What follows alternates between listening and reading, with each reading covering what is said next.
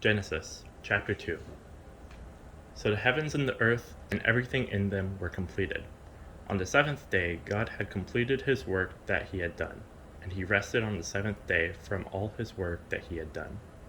God blessed the seventh day and declared it holy, for on it he rested from all his work of creation. These are the records of the heavens and the earth, concerning their creation. At the time that the Lord God had made the earth and the heavens, no shrub of the field had yet grown on the land, and no plant of the field had yet sprouted, for the Lord God had not made it rain on the land, and there is no man to work the ground. But mist would come up from the earth and water all the ground. Then the Lord God formed the man out of the dust from the ground, and breathed the breath of life into his nostrils, and the man became a living being. The Lord God planted a garden in Eden in the east, and there he placed the man he had formed. The Lord God caused to grow out of the ground every tree pleasing in appearance and good for food, including the tree of life in the middle of the garden, as well as the tree of the knowledge of good and evil. A river went out from Eden to water the garden.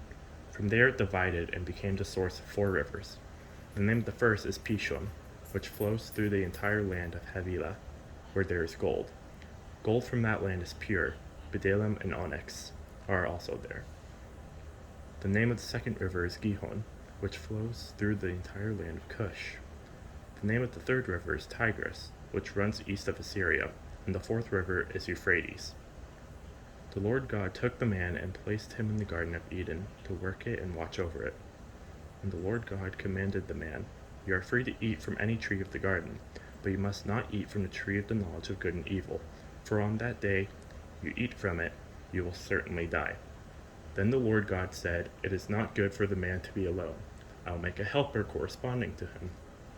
The Lord God formed out of the ground every wild animal and every bird of the sky, and brought each to the man to see what he would call it.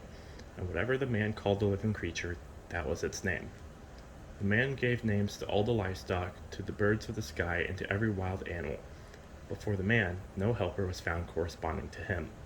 So the Lord God caused a deep sleep to come over the man, and he slept.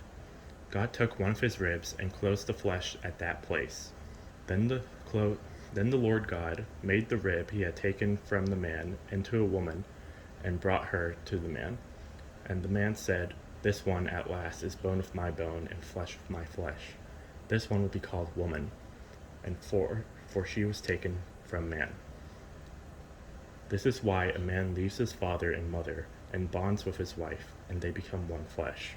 Both the man and his wife were naked, yet felt no shame.